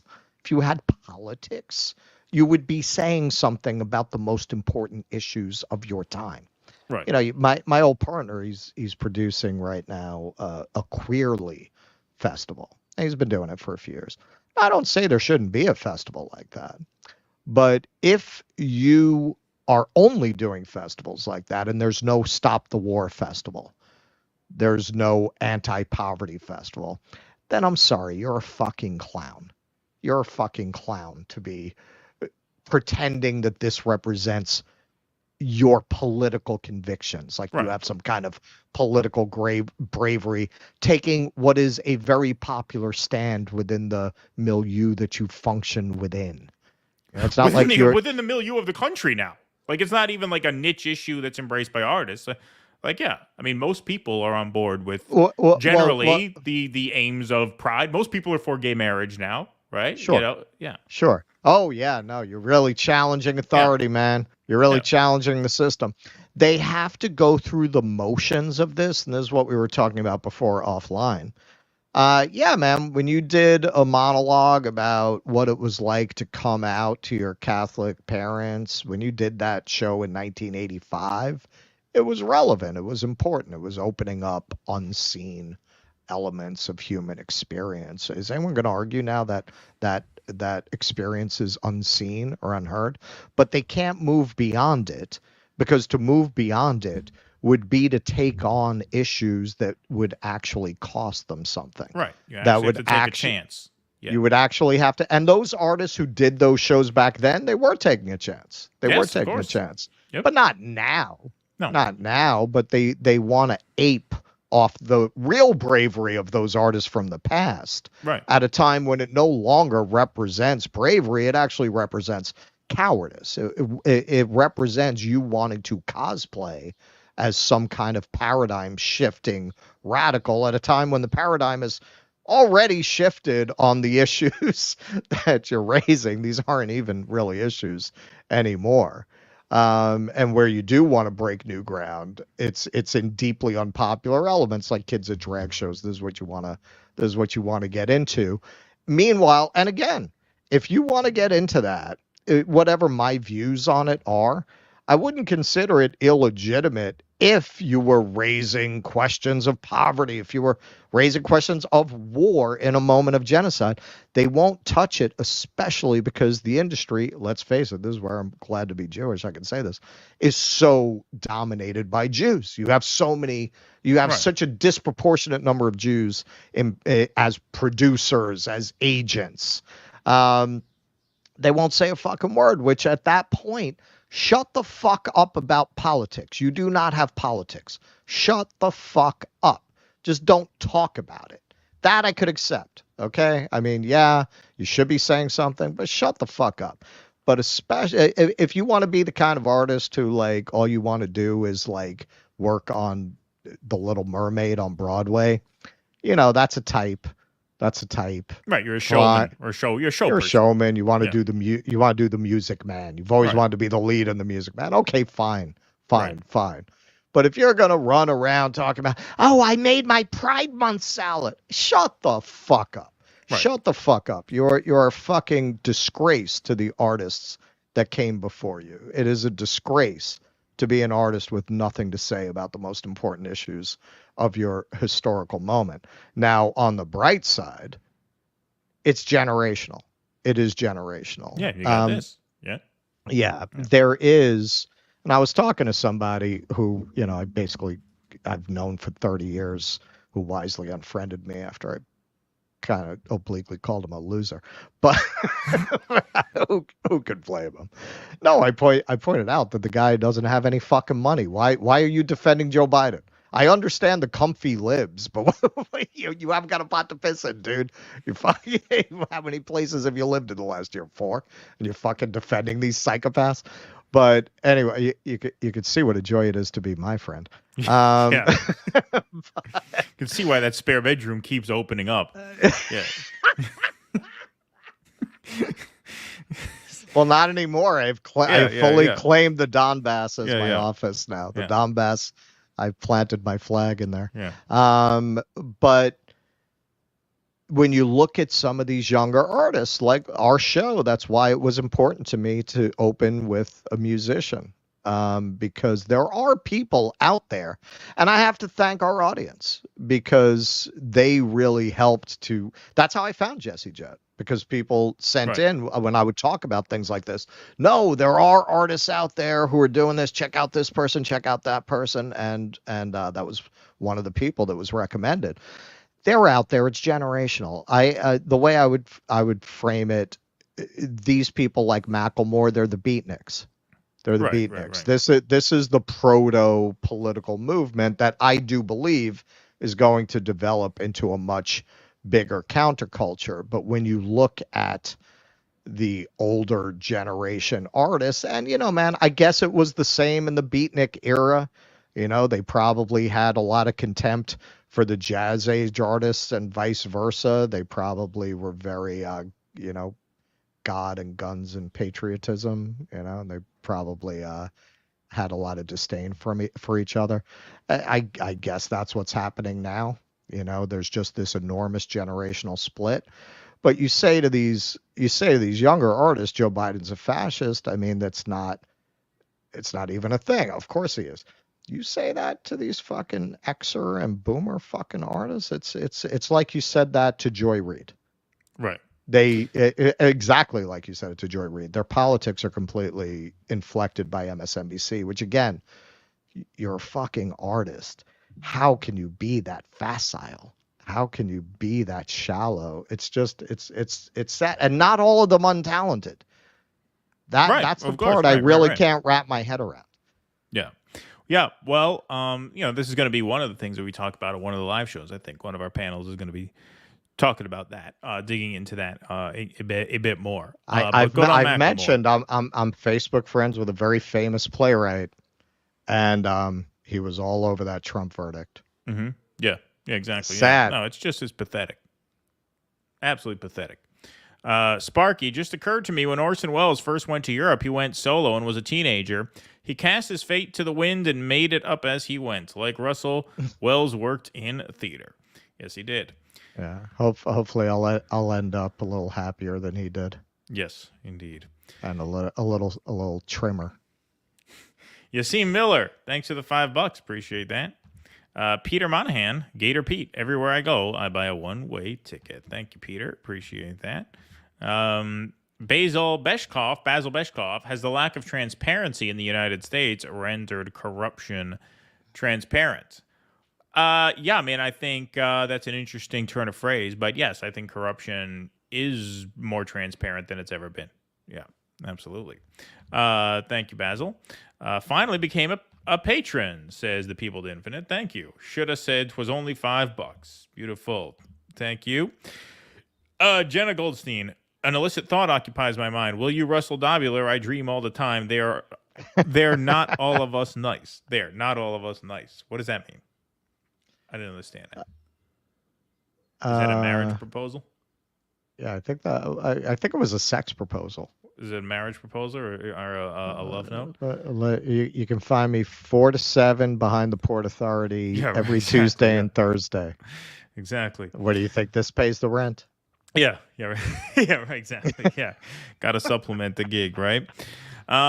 Okay, well, we just did a story about an artist like Macklemore who broke his silence on what's happening in Gaza now, and how a lot of artists are not willing to do the same thing. A lot of New York-based artists, Russell's peers, are not willing to do the same thing. Well, this next story is about something that you would think would generate some protests in New York City, where a nurse was fired after referring to Gaza genocide in her speech. So, Russell, go ahead. Yeah, she really was brave because she had to have known that she was taking a big chance saying this. But the irony is she was getting an award for compassion. Yeah. So this is NYU Langone, which, as you'll see in the article, has the naming of that has an interesting history. A nurse was fired by a New York City hospital after she referred to Israel's war in Gaza as a genocide during a speech accepting an award. Labor and delivery nurse Hessan Jabir, who is Palestinian American, was being honored by NYU Langone Health for her compassion in caring for mothers who had lost babies, when she drew a link between her work and the suffering of mothers in Gaza. So you have that video, Keaton? Yep, so this is the acceptance speech. Everybody, it happens to be my birthday. Good morning, everybody. It happens to be my birthday today, so thank you for kicking it off in a beautiful way. I'm also not a professional speaker, so I wrote a few things here from my heart. So I just wanted to take this moment to express my gratitude to my coworkers, first and foremost, who nominated me for the award. Truthfully, it does belong to all the nurses on labor who have held the hands of a grieving mother as she suffers one of the most devastating deviations from reality they could have ever imagined. The level of integrity, compassion, and humanity to be able to be present and comfort these patients as they navigate one of the most challenging times of their lives is something that really can't be put into words. And for that, I'm also grateful to my mother and my grandmothers who instilled these traits in me to earnestly and sincerely want to care for these patients and alleviate their pain during the most difficult time of their lives. As a Palestinian American Muslim woman in this country, I am proud to represent my mother's and my grandmother's upbringing through our traditions and customs, which oblige us to always hold space for warmth and compassion for all humans. It pains me to see the women from my country going through unimaginable losses themselves during the current genocide in Gaza. This award is deeply personal to me for those reasons. Even though I can't hold their hands and comfort them as they grieve their unborn children and the children they have lost during this genocide, I hope to keep making them proud as I keep representing them here at NYU. Thank you.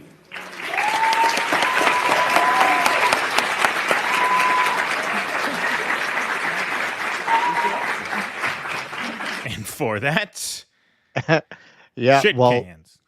Yeah, and certainly that speech was well received, right? So here's her own account. Her Instagram is I Know Why the Jaybird Sings. I gave an acceptance speech for an award I received for my work with bereaving mothers who lost their children during pregnancy and childbirth. On May 22nd, I arrived on my first shift back since receiving the award. As soon as I walked into the unit, I was dragged into an impromptu meeting with the president and vice president of nursing at NYU Langone to discuss how I put others at risk. Put others at risk. Wow. At risk of feelings. Yeah. At risk of reevaluating their support for genocide. What kind of risk put others at risk? And ruined the ceremony. I don't know. That sounded like a pretty enthusiastic applause you got at the end. Yeah. And offended people. Of that, I have no doubt. Because a small part of my speech was a tribute towards the grieving mothers in my country. I was sent back to work my shift while the hospital spent the day figuring out what to do with me.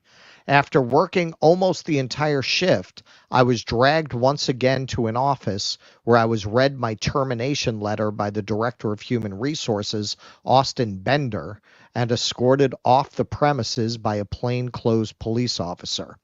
You're not going crazy and you're not missing anything. This is the paradox that is NYU Langone Medical Center. Now, by paradox, I don't want to assume, but I assume what she means by that is probably what we were just talking about. They probably present themselves as an extremely liberal and progressive institution. Oh, I'm sure they have the Pride Month decorations in the windows. Absolutely. I bet my life on it. Absolutely. And hey, man, a lot of gay people resent that as well. They call it gay washing, and don't like the way these organizations use Pride Month to cover up their crimes. Right. A spokesperson for NYU Langone, Stephen Ratea, confirmed that Jabber was fired following her speech and said there had been a previous incident as well. Hessan Jabber was warned in December following a previous incident not to bring her views on this divisive and charged issue into the workplace, Mr. Ratea said in a statement. She instead chose not to heed that at a recent employee recognition event that was widely attended by her colleagues, some of whom were upset after her comments. As a result, Jabber is no longer an NYU Langone employee. Ratea did not provide any details of the previous incident. Jabber defended her speech in an interview with the New York Times and said talking about the war was so relevant given the nature of the award she had won. Quote, "It was an award for bereavement. It was for grieving mothers," she said. Jabber is not the first employee at the hospital, which was renamed from NYU Medical Center after a major donation from Republican Party donor and billionaire Kenneth Langone to be fired over comments about the Mideast conflict.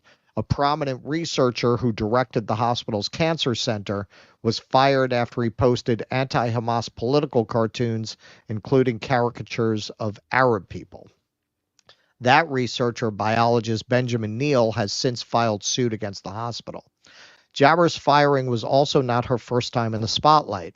When she was an 11-year-old in Louisiana, the ACLU filed a lawsuit on her behalf after she was forced to accept a Bible from the principal of her public school. "This is not my first rodeo," she told the Times. Now, she posted something else that seemed to indicate that this award, because I was wondering if there was a previous incident, how did she wind up with this award? The colleagues vote. The other nurses voted for her to get this award. That's how she got this award. There's no way the administration would have given her this award and risked. Okay, so if she previously said something about this, you're going to give her a compassion award to someone who specializes in working with grieving mothers, and she's Palestinian and she's not going to say anything about this. They never would have given her that award. Right. So it was a bottom-up thing where it just so happened that she and was sent up that's there why on if that you day. heard the crowd, those are her colleagues. They were Exactly. enthusiastic. You had a few Zionist assholes who were bothered by it. Yep.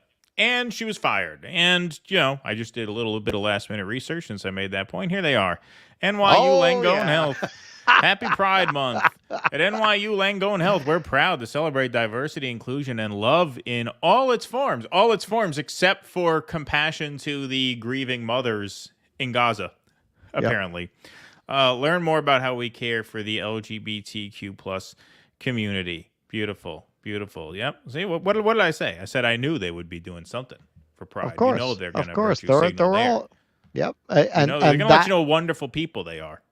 And that's the function it serves at this point.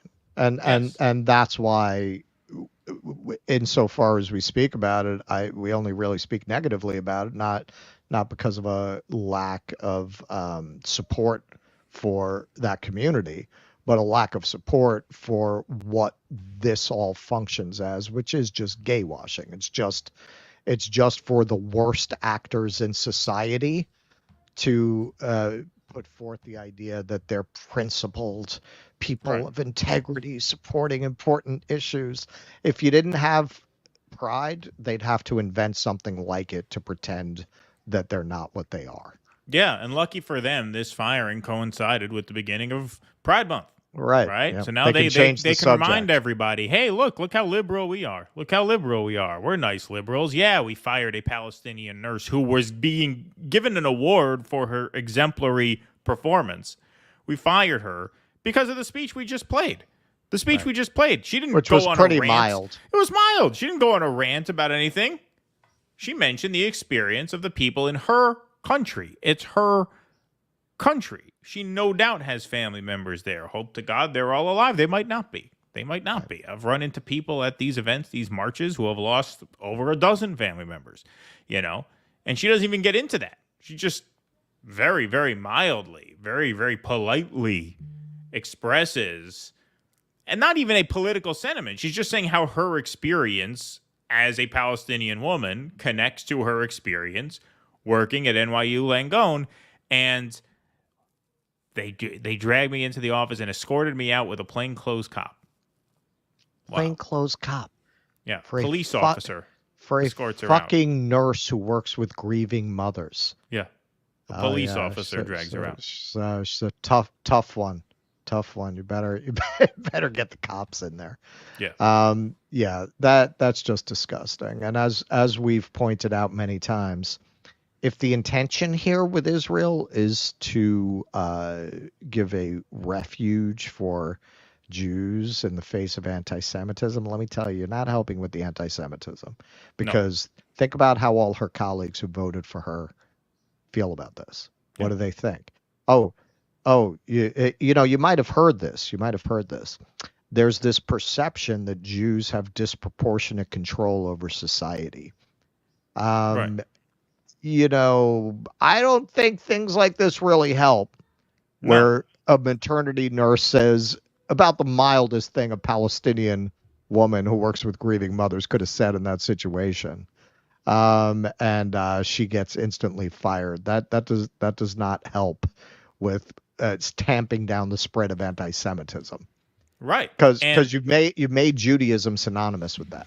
So now they're like, these Jews. What, exactly. They're not thinking that. Exactly. And it's really the war machine using, Jews as a sort of scapegoat, because what that does is it really covers for the war machine. The reason why we are so subservient to Israel is not because there's a secret cabal of Jews that runs everything. It's because we need, as RFK put very, very plainly, an aircraft carrier in that region. We need a proxy in that region to control the resources and the flow of resources and money and oil in that region. And so we say, why don't we just stick the Jews there? This way, anybody who has anything to say about American imperialism can be branded as anti-Semitic. That's right? it. That's what it is. So it's not that perception is accurate, but that perception is certainly fed when something like this happens. Yeah. Right. They use the Jews to deflect from the military-industrial complex. Right. And they use the gays to deflect from basically everything. Right, Everything. Exactly. They just hide behind the pride flag anytime economic inequality comes up. That's racist.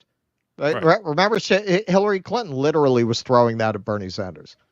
Well, is that going to solve racism? That really, because she's not artful like her husband. She just presented what identity politics really is in its rawest form. You couldn't make it more clear that that's the purpose of it than to reject broad universal social programs. What was it? Breaking up the banks. That's what it was. Breaking up the banks. Is that going to solve racism? Right, is that going to solve racism? Apropos of nothing. That just shows you that's what this is for. That's what this is for. Just rule of thumb. If you can find it on the side of a Starbucks cup, if it's being tweeted out by Amazon, it's serving power. Right. Whatever the original intention might be, whatever you think it is, that's not what it is. Exactly. Brent Yoendo, about to finish reading Roadside Picnic, inspired by the film Stalker. I've decided to make two characters sound like you two in my head for the rest of the book. Please do Russian accent. To help envision. How's that? Is that all right? I don't know. That's not one of my best, but I'll try. I think Russell does a pretty good Russian accent. He probably does a better Russian accent than I do. I hear Ukrainian living in your room. Yeah. Can you look into activities? We believe he's spy. Yeah, exactly. Billy Zink, is it too late for a classic Keaton Scheinbach Scheinbaum joke? Go get your fucking Scheinbaum. Yeah, there you go. Something like that. That could work. I'll think about it. Not a bad idea. Not a bad pitch. Workshop it and circle back. Exactly. Exactly. Scott Ritter said that the U.S. World War III military plan is to destroy the whole world so bad that what remains of U.S. would still be the superpower afterward. Yeah, not a bad. Yeah. You know, Scott The Ritter was problem just, is everyone has nukes now. He was just apprehended at the airport. He was supposed to fly to Russia. They wouldn't let him go. Is yeah. that true? Yeah, they took wouldn't his let him leave passport. the U.S. Yeah, he lives in Albany. That could have happened at my airport right here. Yeah, very, very possible. Interesting. All right. I better take that China chirp quick. Yeah, I would say so. All right, we got one more segment on the day. It's kind of a two-parter, so kind of two more. But, the Trump trial verdict happened at a very convenient time for Joe Biden. Not only did he get to pound his chest about his chief rival being a convicted felon, got a lot of seals to clap over that. Yeah. But it also distracted from a very, very significant development, which he greenlit that same day. So, Russell, you want to take this one away? Biden gives Ukraine permission to carry out limited strikes within Russia using U.S. weapons. The president was quoted as saying, "What, me worry?" Yeah. President Joe Biden has given permission to Ukraine to strike inside Russian territory with American munitions, though he has restricted their use. So Kiev can only hit targets over the border close to Kharkiv after Russia made significant advances around the city in the northeastern part of the country, close to the Russian border, two U.S. officials told CNN on Thursday. Be careful with these, you crazy kids. Yeah, don't let me hear you were launching these on Friday night drunk. Yeah, right, exactly, yeah.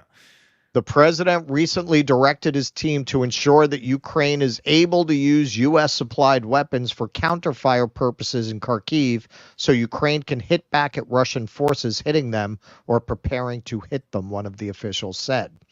The loosening of the restrictions marks a break from long-standing policy and comes amid growing international pressure from close U.S. allies. But it is limited to the area around Kharkiv, and Ukraine has not requested permission beyond that, the official said. I think this is out of date because Zelensky's already bitching. Yes, but we need the 300-mile range weapons so we can hit Kremlin and start end of world. So Jesus, come back. Yeah.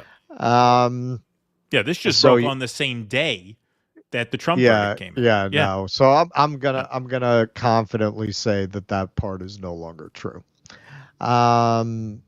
On Friday, Secretary of State Antony Blinken confirmed the decision had been made following a request from Ukraine. Over the past few weeks, Ukraine came to us and asked for the authorization to use weapons that were provided to defend against this aggression near Kharkiv, including against Russian forces that are massing on the Russian side of the border, Blinken said at a news conference in Prague. The top U.S. diplomat said the request went to Biden and he approved their use for that purpose. When asked if the door was open for the U.S. to allow Ukraine to strike further into Russia, Blinken said the U.S. would continue to, quote, adapt and adjust moving forward. Kiev made the request for Washington to change its policy in just the past few weeks, as Russian forces have made their advance, the official said. Russian forces, ammunitions depots, and logistical hubs can now be targeted with U.S.-provided artillery and rockets across the border from Kharkiv in western Russia. A hallmark of U.S. support for Ukraine has, quote, has been to adopt as the conditions have changed. Battlefields change, as what Russia does has changed in terms of how it is pursuing its aggression escalation. We've adapted and adjusted too, Blinken said on Wednesday on a visit to Moldova. I am confident we will continue to do that. The previous day, key European leaders signaled they had shifted position. Speaking at a news conference alongside German Chancellor Olaf Scholz on Tuesday, French President Emmanuel Macron outlined that French weapons sent to Ukraine, including long-range missiles, were permitted to target bases inside Russia. Quote, Ukrainian soil is being attacked from bases in Russia. So how do we explain to the Ukrainians that we're going to have to protect these towns and basically everything we're seeing around Kharkiv at the moment if we tell them you are not allowed to hit the point from which the missiles are fired? We think that we should allow them to neutralize the military sites from which the missiles are fired and basically the military sites from which Ukraine is attacked, Macron continued. Germany's Scholz echoed Macron's comments and said that Ukraine was allowed to defend itself as long as it respected the conditions given by the countries that supplied the weapons, including the United States and international law. Yeah, these folks really care a lot about international law. Yeah. Just talk to the Palestinians. The initial limits preventing Ukraine from firing into Russian territory with U.S. weaponry were rooted in the Biden administration's concerns about the war escalating. While those concerns remain, the U.S. moved to change position after the Ukrainian government explicitly cited the need to defend Kharkiv. European allies began changing tack, and NATO leadership quietly urged the U.S. to allow such strikes. The wheels were already in motion for Biden to amend the U.S. policy when Blinken returned to Washington to... Oh, I cut this part. This is an older version. Yeah, we don't need this. Yeah, it could be everything. Yeah. All right. I mean, the big thing there is, I mean, for one thing, the idea that they were prohibited from doing this up until now because of Biden's fear of the war escalating. Once again, you know, I'm a broken record at this point, but I don't know how someone such as myself, who had little to no knowledge of this conflict dating back to its Cold War roots. I mean, I knew the very, very basics, but not enough to speak on a microphone to 20 people, which is what we were speaking to at the time, never mind a few thousand right now. The idea that when you say you didn't want this war to escalate, what that means is that your plan was that after a couple years, Russia would just give up. They would just give up. Right, sure. And one look at a map says, well, that can't happen. That's not possible. Right. And then you look at Russia's history of or a not history giving up. book. Yeah. Right. But you don't even have to look there. You just look at the map. That's clearly not going to happen. Now, it's also not going to happen that they're going to win this war going on offense at this stage. But what happened to not wanting to provide any sort of escalation of the war? You know, it just absolutely nonsensical. Well, and this has been, you know, I mean, we dismiss him as a comedian, but he has shown some aptitude for working the refs and trying to get the West to gradually inch up to World War III. Yeah, you had he probably overplayed his hand by falsely stating that Russia had attacked Poland. And this shows you what a dangerous person he actually is. There's no doubt in my mind he knew that wasn't true. He was prepared to incite World War III. Right. So anything he said after that, setting aside what he said before that, after that, you're dealing with a bad faith actor who thinks nothing of possibly starting a thermonuclear war to get what he wants. So, hey, he took the Kharkiv thing as an opportunity to inch the Western powers further up, which they have done. And yeah, as I said, that article's already out of date. I have another article that I was looking at for the slideshow on the B side of this, where he's already saying, yes, but that's not enough. Right. Yeah, you have to let us start using the long range weapons on Russia to really win the war. You do that. What do you think Russia's gonna? You can't win militarily. You don't have enough munitions. You don't have enough men. You just don't have enough manpower. You're not going to win. So what do you think Russia's response to those kinds of strikes are going to be? Well, do you want to go into the B segment? Yes. I think that's a good segue. I mean, we can answer that right now, because far be it from me to ruin a good segue. Yeah. In what we call the get ready to shit your pants segment, Russia's Medvedev. I always fuck that up. Medvedev. Isn't it a Y? Medvedev. Isn't it Medvedev? I always thought it was Medvedev. I always said it. We are not having a good day with name pronunciation. Yeah. I thought it was Medvedev. Says Moscow's nuclear threats over Ukraine are no bluff. Senior Russian security official Dmitry said on Friday that Russia was not. I'm going to call him Sparky for the rest of the. Yeah, Dmitry Sparky. Yeah. Said on Friday that Russia was not bluffing when it spoke of the possibility of using tactical nuclear weapons against Ukraine and warned Moscow's conflict with the West could escalate into all-out war. Sparky, deputy chairman of Russia's Security Council and a former Russian president, said Moscow's conflict with the West was developing according to the worst-case scenario, and that nobody today can rule out the conflict's transition to its final stage.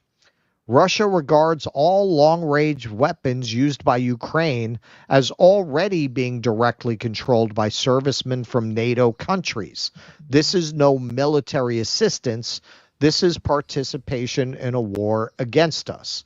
And such actions could well become a casus belli, parentheses, an act that provokes war. See, Reuters knows Americans are uneducated. Right, exactly. I had to explain what that was.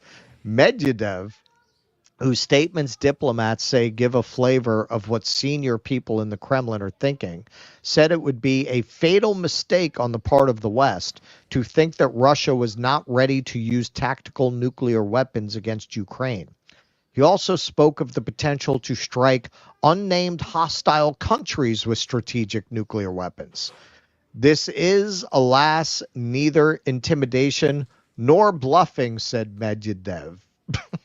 But that's not all. That's not all, folks. In the more easily pronounceable colleagues bit here, Russia warns U.S. against fatal miscalculation in Ukraine. Russian Deputy Foreign Minister Sergei, God damn it, Yeah, there you go. Ryabkov said on Monday the United States could face fatal consequences if it ignored Moscow's warnings not to let Ukraine use weapons provided by Washington to strike targets inside Russia. Quote, I would like to warn American leaders against miscalculations that could have fatal consequences. For unknown reasons, they underestimate the seriousness of the rebuff they may receive, state news agency RIA quoted Ryabkov as saying. He referred to comments last week by President Vladimir Putin, who said NATO countries were playing with fire and risking a deeper global conflict, one of a series of warnings from Moscow about the risk of a serious escalation. Quote, this is the best part. I urge these figures in the U.S. to spend some of their time, which they apparently spend on some kind of video games, judging by the lightness of their approach, on studying what was said in detail by Putin, Rybakov said. Putin had delivered a very significant warning, and it must be taken with the utmost seriousness, he added. Putin said the West would be directly involved in any use of its weapons by Ukraine to strike deep inside Russia, because such attacks would require its satellite, intelligence, and military help.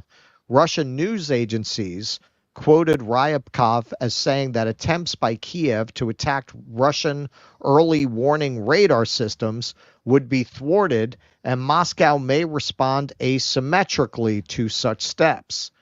A Kiev intelligence source said last week that a Ukrainian drone had targeted a long-range radar deep inside Russia that is part of Russia's early warning system to detect whether it is under nuclear attack.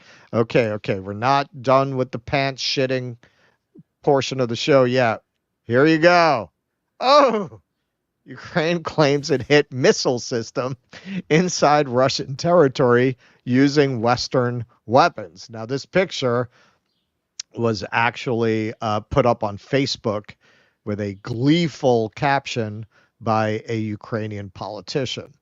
Ukrainian forces claimed Monday that they had successfully hit a Russian S-300 missile system using Western-supplied weapons inside Russian territory.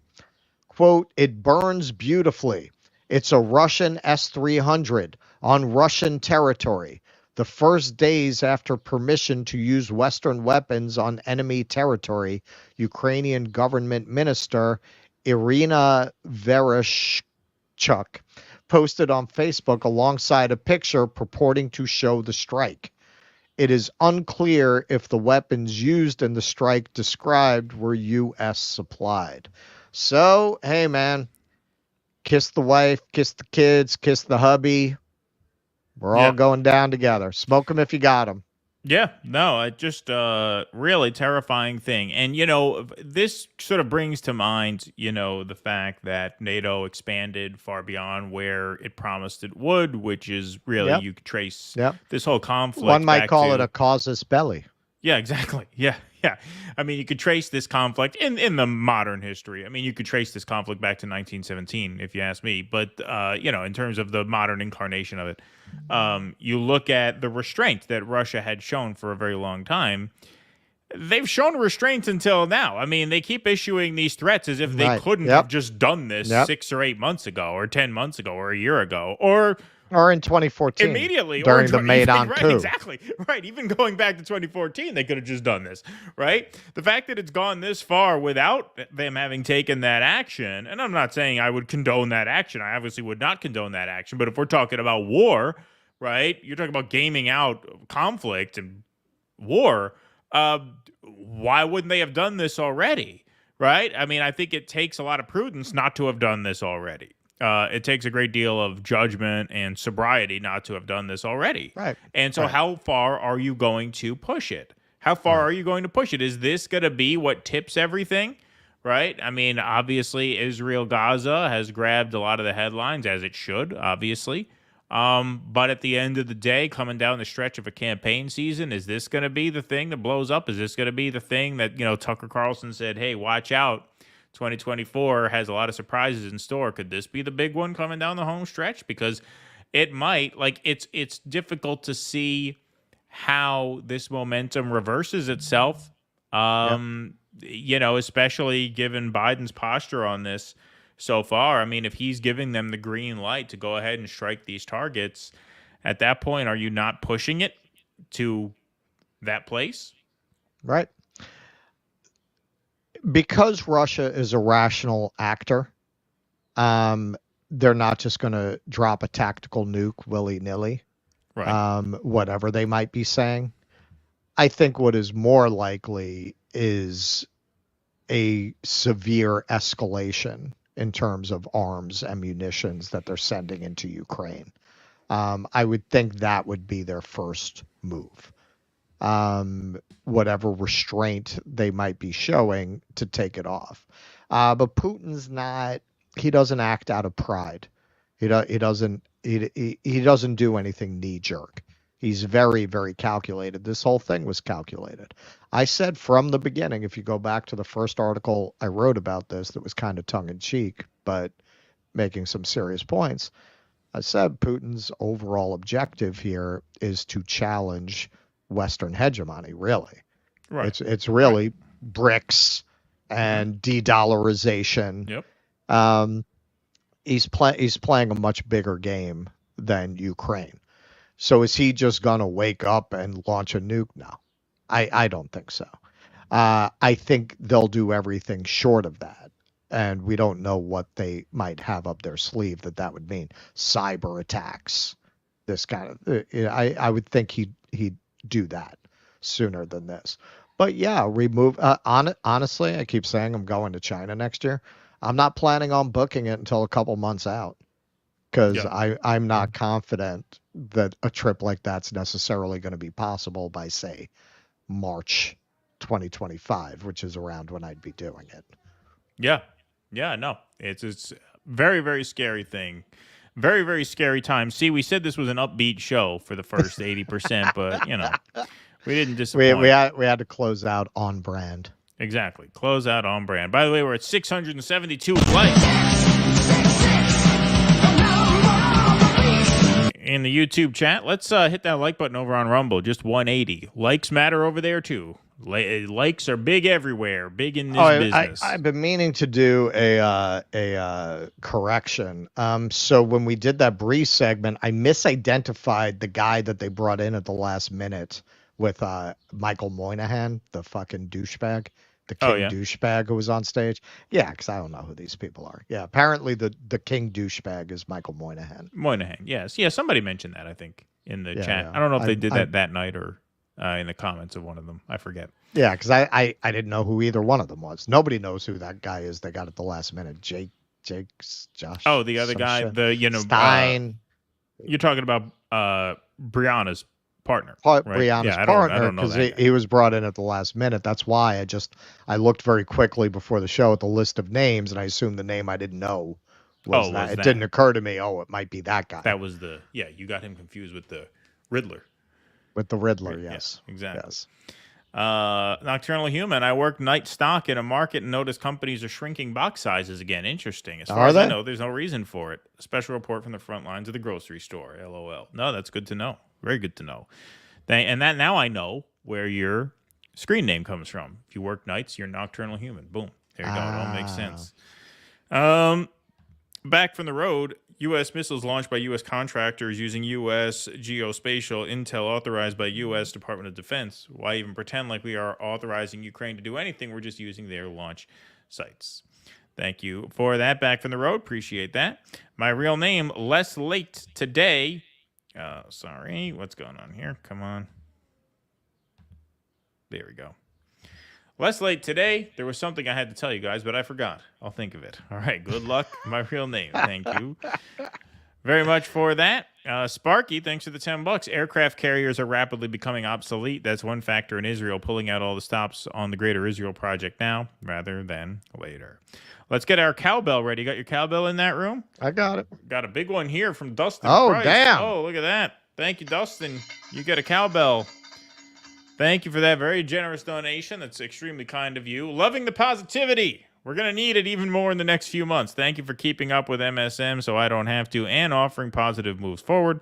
Love your jokes, too. Come to Chicago and do a Mystery Science Theater cable news watch. Thank you. That would be fun. That would be fun. Dustin. Russell's going to be in Chicago and on the Jimmy Dore live panel in August. So Russell will be there in August. I will not be, but I will be there for Chicago, the DNC. It's going to be very strange for me. I spent a very formative year and a half there right after I graduated college, and I haven't been back since. Yeah. I've been back. I was in Chicago. Where did I go? Did I go twice or did I just go one? I mean, I've been a few times. Most recently was like 10 years ago now. By now, I set up some walking tours there. Now that I think about it, it's exactly 30 years since I was in Chicago. Wow. 1994. There you go. Wow. Boomers crave attention and can't face their mortality, so they would rather take us all down in World War III. Thank you, Scorpionic. Don't even fucking start. Yeah, don't start. I'm glad you said it. Don't start with those crazy bastards. I'm glad you said it, not us. We don't need 3 days in the fucking comment section on the video. Exactly. My real name, thanks for the $10. Speaking of traveling, did you guys see Scott Ritter? Yes, I mentioned this earlier on the show, so you are late, but that's all right. Extracted from a plane and had his passport seized. I might go to China in October. It might be the last opportunity. That's exactly what Russell said. Yeah, before you got here, I guess. Yeah. Yep. Yeah. Indeed. Nah, man. I that is why I hit all my top bucket list places last year. Not specifically Russia, but I was like, yeah, man. I mean, I think World War III is coming. This might be literally the last chance to do this. My instinct, whatever it is, whatever we're talking about, sooner rather than later, the idea of like you're just going to get on a plane and go to India like I did last year, we're not going to be living in that world. Like I would guarantee you in 10 years, we're not living in that world anymore. Right. Yeah. Yeah, I think that makes sense. Kuznetsky Bassane, thanks for the $4.99. Jeffrey Sachs said just days ago that we are 90 seconds to midnight on the doomsday clock, the closest ever, and most Americans don't even know it. Thank you, Kuznetsky Bassane.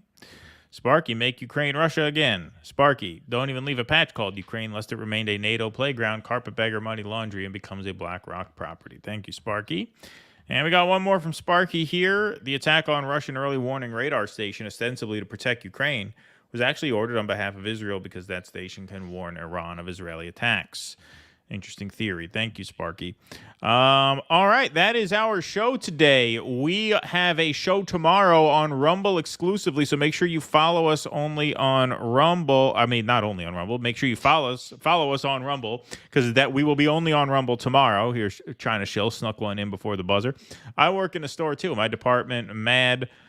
Not record, but high made, not record, but high profits this week. Yet hours went from 40 to 25. Strange how that happens. Yes, indeed, China Shill. Indeed, Mao did nothing wrong. So we are on Rumble only tomorrow at 2 p.m. That's going to be a banger. That's going to be a fun one. So make sure you're subscribed over there. That's rumble.com/DoDissidents. For those who are not in that chat right now, we will be there at 2 p.m. Eastern time tomorrow, and then no show Thursday and no show Sunday. So the live streaming is going to be dark for a little bit. We'll still be dropping content. We got plenty of content to drop. We'll drop some over the weekend for sure. And Patreon members, like I said, last chance to sign up, become a member, and you get to live stream that live show on Sunday. 2 performances, 2 p.m. and 7 p.m. So this is it for YouTube for 1 week. We will be live on Rumble tomorrow, so don't miss that. That's going to be a really fun show. And then we will be live in the Bronx on Thursday and live in Manhattan on Sunday. That's the way this week is going. It's going to be a wild week, but a fun one. Thank you for those who are coming to see us in the city. And then for everybody else, we'll be posting as many updates here and on X. Make sure you follow us on X. I can't imagine we won't have stuff to drop there Thursday as events unfold. I'm sure we'll drop some fun little nuggets for you guys over there. So follow us on Twitter. Hit that subscribe button. Hit that follow button wherever you are. We will see you tomorrow at 2 p.m. exclusively on our Rumble channel. So make sure you follow us over there. Until we see you again, be safe and be well. Courage. Please clap.